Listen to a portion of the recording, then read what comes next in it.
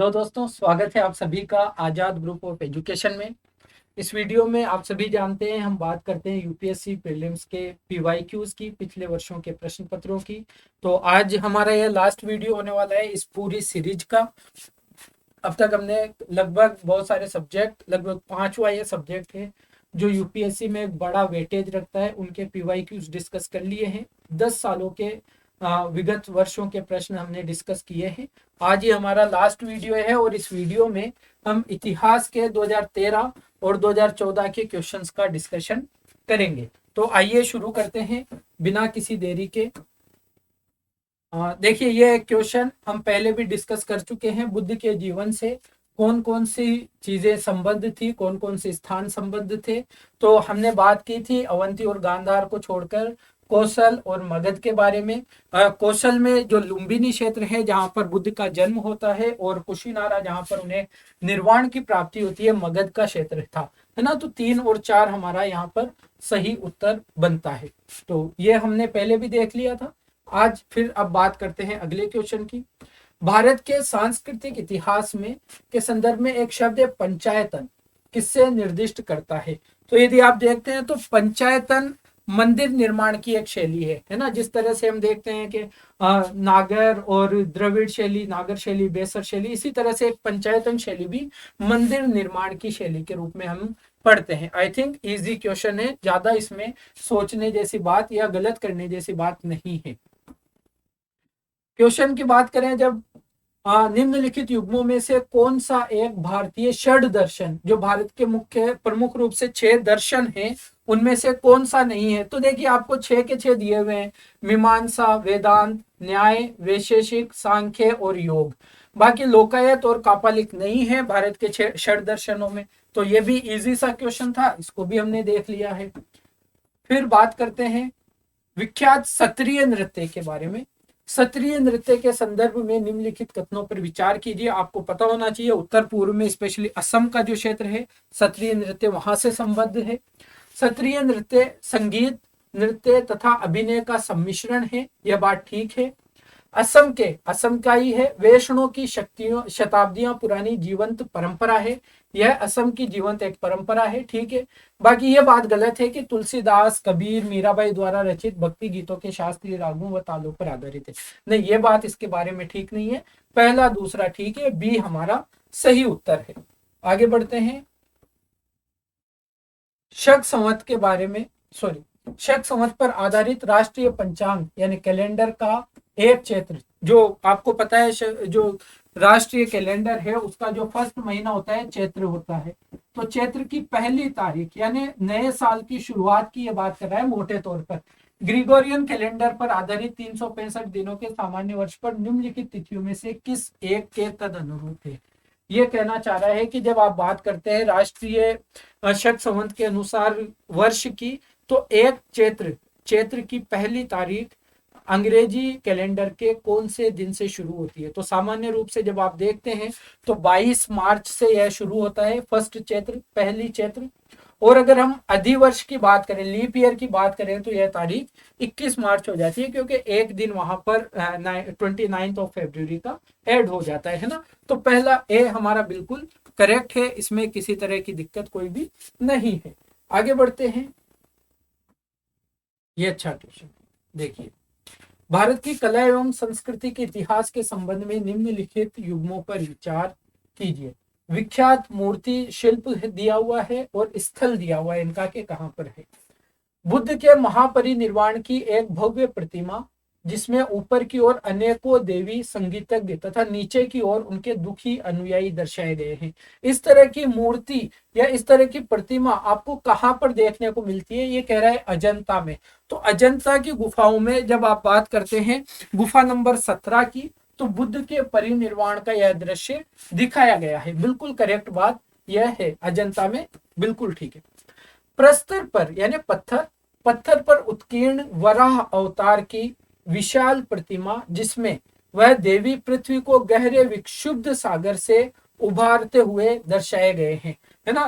तो जो वराह रूप में पृथ्वी को बचाने को लेकर जो एक दृश्य है, क्या वह माउंट आबू में तो आपको पता होना चाहिए कि जैन मंदिर है, एक दिलवाड़ा का जैन मंदिर, वहां पर इस तरह का उत्कीर्णन नहीं है, बल्कि मामल्लपुरम में ही हमें इस तरह की मूर्ति भी या इस तरह का चित्र भी देखने को मिलता है।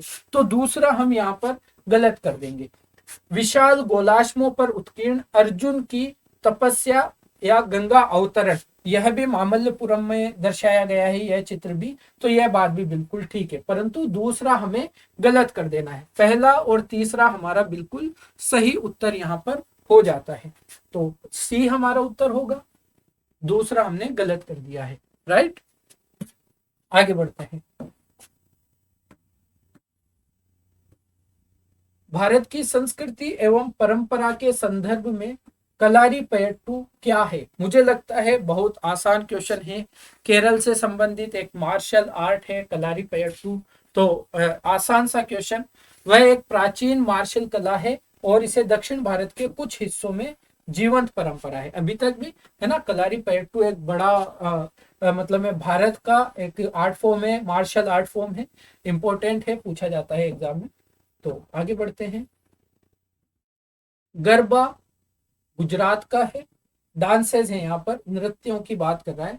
गरबा गुजरात, मोहिनीअट्टम उड़ीसा और यक्षगान कर्नाटक। तो यहाँ तो आप एलिमिनेट कर सकते हैं, मोहिनीअट्टम केरल से संबंधित है, ठीक है, और गरबा गुजरात ठीक है, यक्षगान भी कर्नाटक सही है। लेकिन जब आप मोहिनीअट्टम की बात करेंगे तो मोहिनीअट्टम आपको देखने को मिलता है केरल से संबंधित, तो दूसरा हमने हटा देना है। फिर से जब आप दूसरा हटाते हैं तो F और 3 हमारा सही ऑप्शन चुन लेते हैं। आगे बढ़ते हैं। भारत में बौद्ध इतिहास, परंपरा और संस्कृति के संबंध में निम्नलिखित युग्मों पर विचार कीजिए। विख्यात तीर्थ स्थल और अवस्थान, टोबो मठ और मंदिर संकुल, स्पीति घाटी हिमाचल प्रदेश, ध्यान रखेंगे। महोत्सव, लाखांग मंदिर, नको, जंसकानी, जास्कर घाटी जो हम बात करते हैं जम्मू कश्मीर में, जास्कर घाटी का, और अलवी मंदिर संकुल लद्दाख में। तो जब आप इसको सुमेलन करते हैं, सही सुमेलन, तो टोबोमठ और मंदिर संकुल स्पीति घाटी हिमाचल प्रदेश में अवस्थित है, बिल्कुल ठीक बात है। लेकिन जब आप बात करते हैं महोत्सव लाखांग मंदिर की, नको की, तो ये हिमाचल प्रदेश में अवस्थित है, और जास्कर घाटी की जब आप बात करेंगे तो ये तो कहाँ पर है, जम्मू कश्मीर वाले रीजन में है। तो जब इस तरह से देखेंगे तो इसको हमने गलत कर देना है, क्योंकि ये हिमाचल प्रदेश रीजन में हमें देखने को मिलता है। तो दूसरा हमने हटा दिया, पहला ठीक है, स्पीति घाटी वाला ठीक है। अलवी मंदिर संकुल की बात करें तो लद्दाख इसके बारे में सही जवाब है। पहला और तीसरा फिर से हमारा होगा, और दूसरा हमको गलत कर देना है। नेक्स्ट, निम्नलिखित कथनों पर विचार कीजिए। देखिए कितना इजी क्वेश्चन, अगर आप थोड़ा सा रखते हैं ध्यान तो कितना इजी क्वेश्चन है। कम से कम पहला स्टेटमेंट तो काफी इजी है। बीजक संत दादू दयाल के उपदेशों का संकलन है। मुझे नहीं लगता इसे आपको डाउट होना चाहिए। यह क्या है, बीजक तो कबीर के उपदेशों का संकलन है, कबीर से रिलेटेड यह पुस्तक है, तो इसको हमने गलत कर दिया है। और अगर यहाँ पर आप कंफ्यूज ना हो, पुष्टि मार्ग के दर्शन को माधवाचार्य ने प्रतिपादित किया था, जी नहीं, वल्लभाचार्य ने इसे प्रतिपादित किया था। जब आप बात करते हैं पुष्टि मार्ग की तो माधवाचार्य ने नहीं, वल्लभाचार्य ने इसको प्रतिपादित किया था, तो इसको भी हमने गलत कर दिया है। सही पूछ रहा है तो कोई सा भी सही नहीं है, डी हमारा सही उत्तर यहाँ पर हो जाता है। ओके, आगे बढ़ेंगे। नेक्स्ट क्वेश्चन, मध्यकालीन भारत में महत्तर और पट्टकिल पद नाम किनके लिए प्रयुक्त होते हैं? तो मध्यकालीन भारत में महत्तर और पट्टकिल जो गांवों के मुखिया होते थे उनके लिए यूज किए जाने वाले शब्द हैं, है ना। तो यहां आप ध्यान रखेंगे।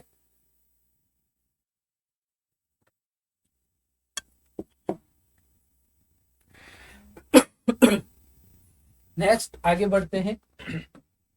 देखिए बहुत ज्यादा समझाने जैसी कुछ चीजें हैं नहीं, अब बताइए इसमें क्या समझाया जाए। रेडक्लिफ समिति क्यों नियुक्त की गई थी?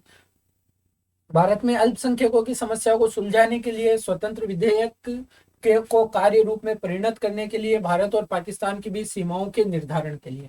तो ये तो हमें पता है, रेड क्लिफ, है ना, रेड क्लिफ लाइन भी हम बोलते हैं भारत पाकिस्तान के बीच की सीमा को। तो सी हमारा बिल्कुल सही उत्तर हो जाएगा। फिर 1905 में लॉर्ड कर्जन द्वारा जो बंगाल का विभाजन किया गया था वह कब तक बना रहा?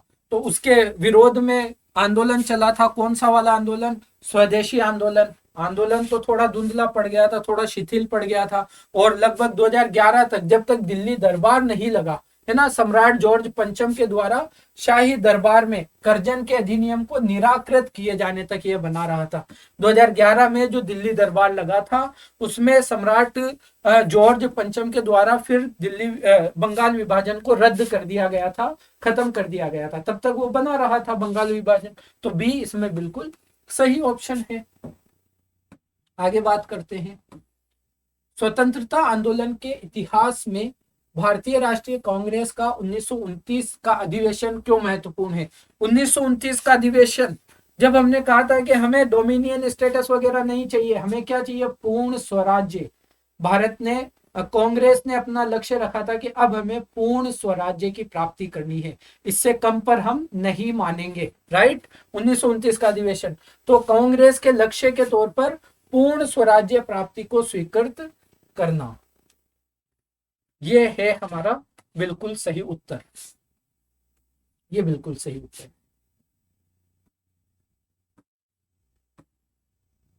गदर क्या थी? भारतीयों का एक क्रांतिकारी संघ जिसका प्रधान कार्यालय सैन फ्रांसिस्को में था। गदर पार्टी, हम देखते हैं लाला हरदयाल, है ना, भाई परमानंद, ये सारे महत्वपूर्ण नाम है गदर के बारे में। रास बिहारी घोष को लेकर हमने चर्चा की, रास बिहारी घोष को लेकर हमने चर्चा की है। तो ये ए बिल्कुल हमारा सही उत्तर है गदर के बारे में। बड़े इजी क्वेश्चन थे 2014-2013 तक, और वन लाइनर टाइप के क्वेश्चन थे, लेकिन अब क्वेश्चन का पैटर्न काफी कुछ बदल चुका है।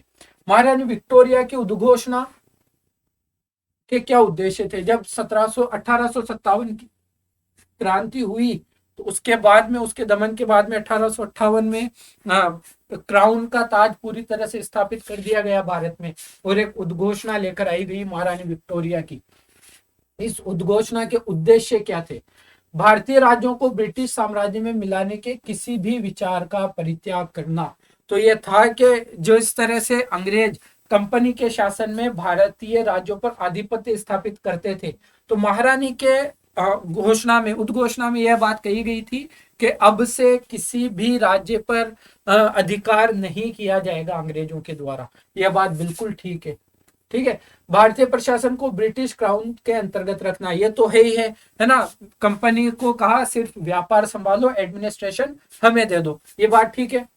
भारत के साथ ईस्ट इंडिया कंपनी के व्यापार का नियमन करना, ऐसी बात नहीं कही गई थी कि ईस्ट इंडिया कंपनी के व्यापार का रेगुलेशन भी हम करेंगे, ऐसी बात नहीं थी ना। इस तरह की कोई भी उद्घोषणा नहीं थी। पहला और दूसरा ठीक है, ए हमारा सही आंसर हो जाता है।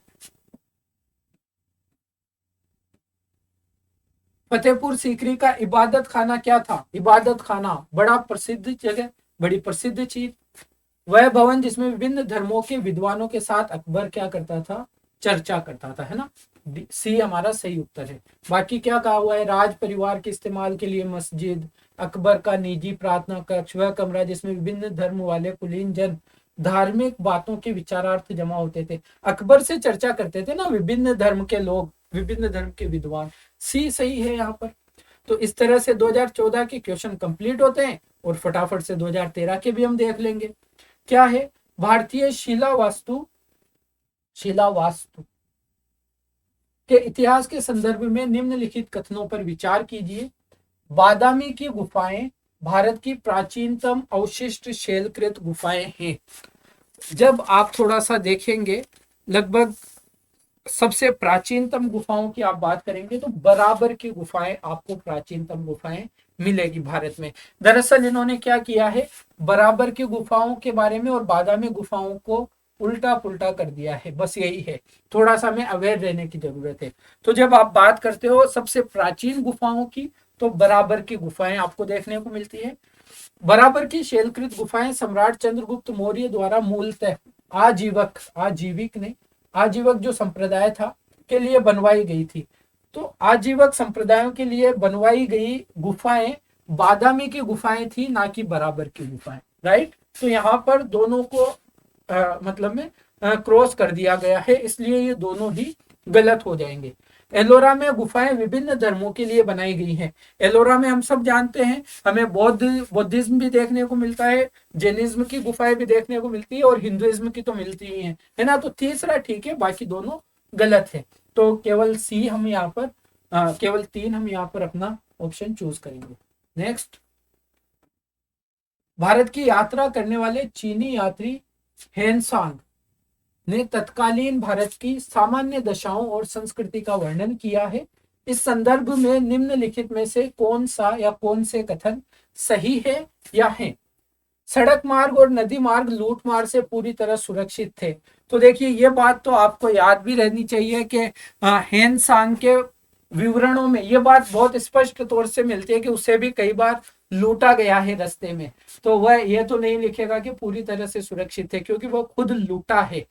तो ये बात गलत है। हेनसांग ने चर्चा की है कि लॉ एंड ऑर्डर की समस्या रही थी, विशेष तौर पर हर्षवर्धन के काल की वो बात करता है, तो वहां पर लॉ एंड ऑर्डर की समस्या की वह बात करता है ना। तो यह गलत हो जाता है। और जैसे ही एक को आप गलत करते हैं, देखिए कितना इजी क्वेश्चन बन जाता है।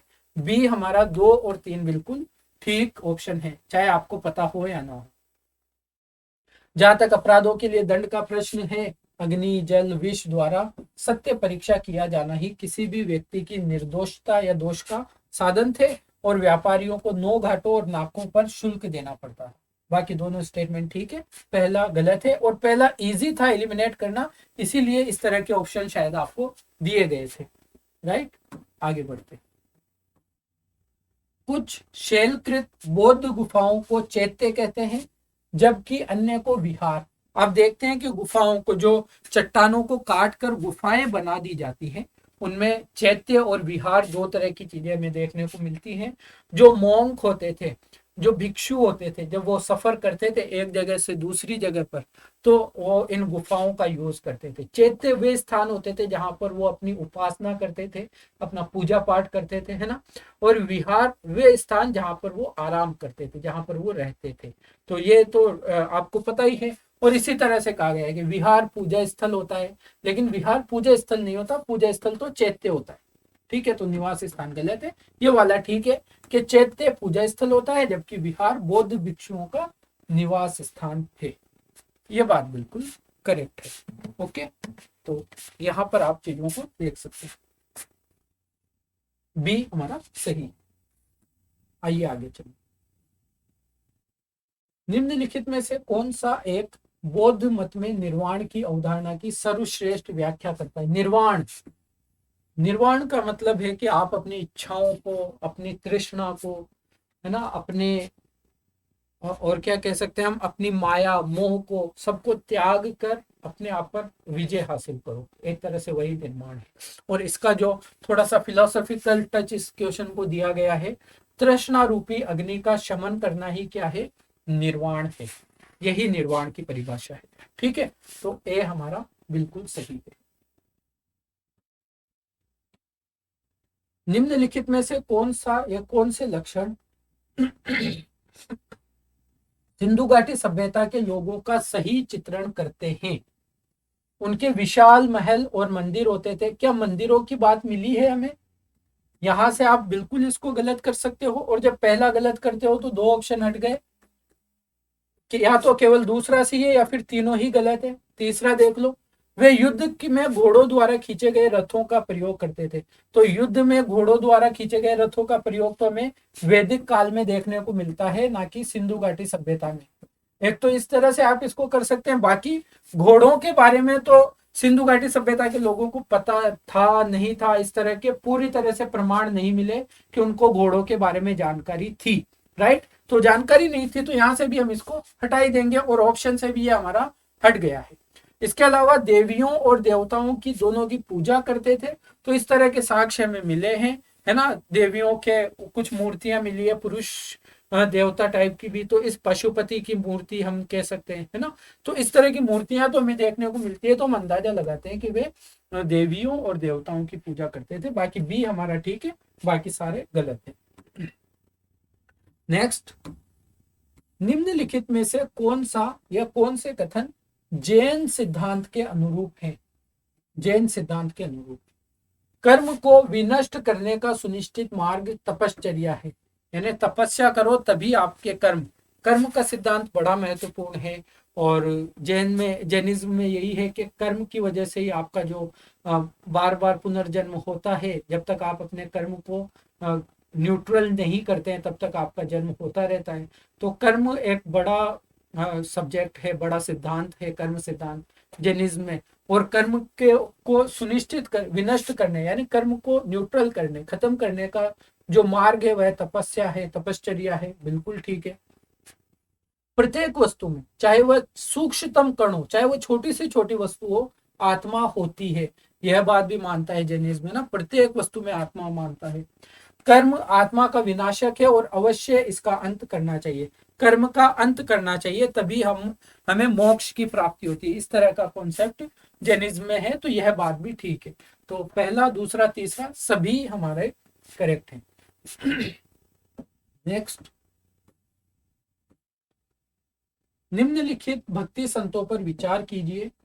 दादू दयाल, गुरु नानक और त्यागराज, इनमें से कौन उस समय उपदेश देता था या देते थे जब लोधी वंश का पतन हुआ और बाबर सत्तारूढ़ हुआ? तो बाबर कब सत्तारूढ़ हुआ था? 1526 में। अब अगर हमें इनका लाइफ स्पेन थोड़ा पता है, टाइम ड्यूरेशन के कौन से टाइम में ये रहे थे, तो आप कर सकते हो इस आंसर को सोल्व। तो जब आप बात करते हो गुरु नानक की, तो 1469 से 1539 तक ये रहे, 1539 तक।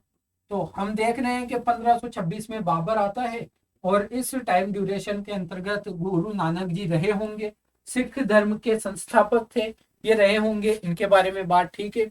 बात आप दादू दयाल की अगर करते हो, तो दादू दयाल का तो जन्म होता है 1544 में, 1544 से 1603 तक आप रहते हैं।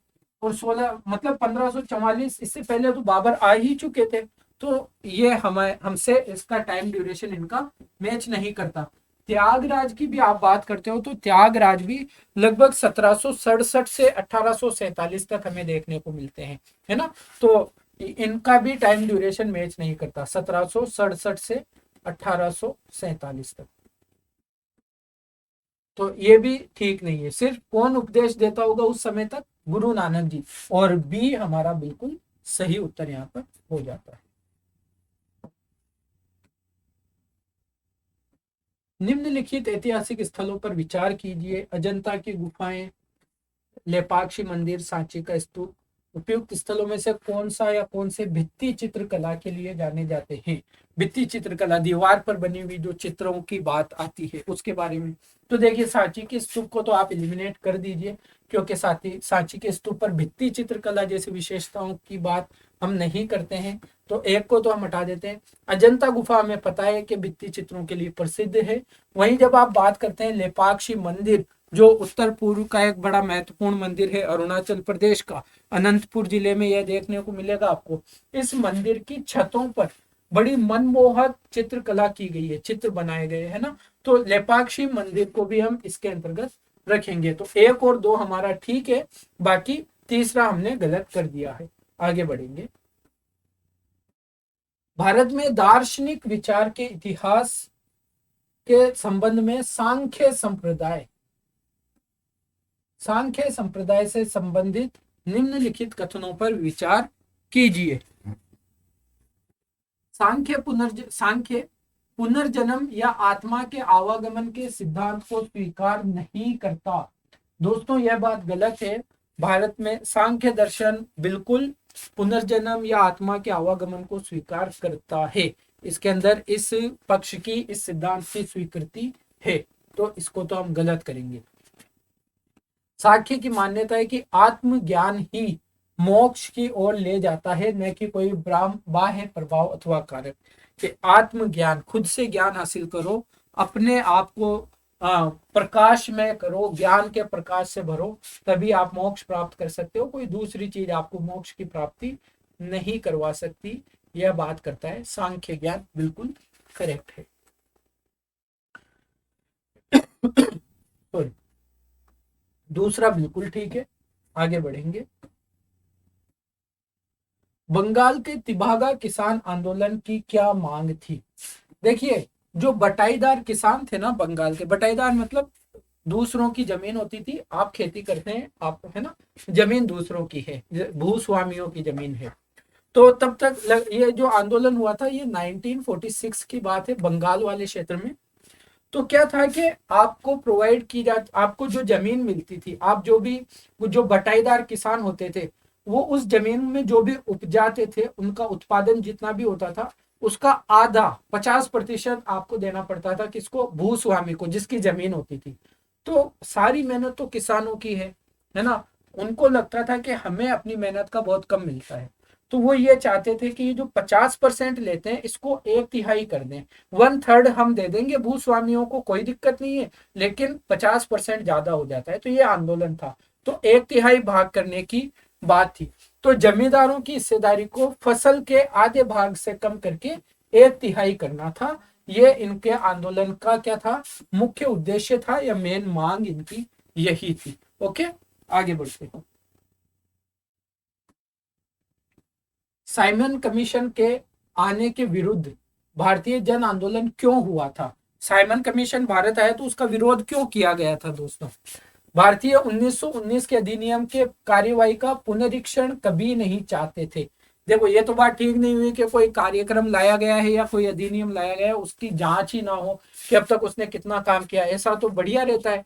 तो ये इसलिए विरोध नहीं कर रहे थे कि पुनरीक्षण कराना नहीं चाहते थे। साइमन कमीशन ने प्रांतों में द्विशासन की समाप्ति की संस्तुति की थी। अभी तो संस्तुति की बात तो दूर है, अभी तो वो आया ही था, है ना, जांच वगैरह के लिए आता वो भारत में। हम तो पहले से ही इसका क्या कर रहे थे? विरोध कर रहे थे। इसलिए विरोध कर रहे थे क्योंकि साइमन कमीशन में सारे के सारे गोरे थे, एक भी भारतीय व्यक्ति को इसमें शामिल नहीं किया गया था। सी हमारा बिल्कुल सही आंसर है। भारत छोड़ो आंदोलन किसकी प्रतिक्रिया में प्रारंभ किया गया था? ये क्वेश्चन मैंने लास्ट क्लास में आपसे किया था। क्रिप्स प्रस्ताव की प्रतिक्रिया में, है ना। क्रिप्स प्रस्ताव ने कहा था कि भारत को डोमिनियन स्टेटस दे देंगे सेकेंड वर्ल्ड वॉर के बाद में, आप तो आओ साथ दो हमारा वर्ल्ड वॉर में, लेकिन हमने मना कर दिया था। और फिर हमें पूर्ण स्वराज्य के लिए हमने कौन सा आंदोलन शुरू किया? भारत छोड़ो आंदोलन। ठीक है। एनी बेसेंट नीचे दिए गए कूट का प्रयोग कर सही कथनों का चयन कीजिए। Annie Besant home rule league आंदोलन प्रारंभ करने के लिए उत्तरदायी थी। 1916 में इन्होंने होम रूल लीग आंदोलन प्रारंभ किया था। एनी बेसेंट महत्वपूर्ण व्यक्तित्व थी। थियोसॉफिकल सोसाइटी की संस्थापिका थी। ये गलत है, ये तो आपको भी पता होना चाहिए। न्यूयॉर्क में नवंबर नवंबर 1875 में मैडम हेलेना ब्लावत्स्की और जनरल हेनरी स्टील ऑलकॉट के द्वारा यह शुरू किया गया था, थियोसॉफिकल सोसाइटी, है ना। तो इसकी संस्थापिका तो नहीं थी, इससे संबद्ध थी। इंडियन नेशनल कांग्रेस की एक बार अध्यक्षा थी। हमने पहले भी बात की थी 1917 में, 1917 में इंडियन नेशनल कांग्रेस की अध्यक्ष के रूप में ये थी। तो पहला और तीसरा ठीक है, दूसरा गलत है, तो 1 और 3 कर देंगे क्योंकि हमसे सही पूछा है। ओके, ये था हमारा डिस्कशन कंप्लीट।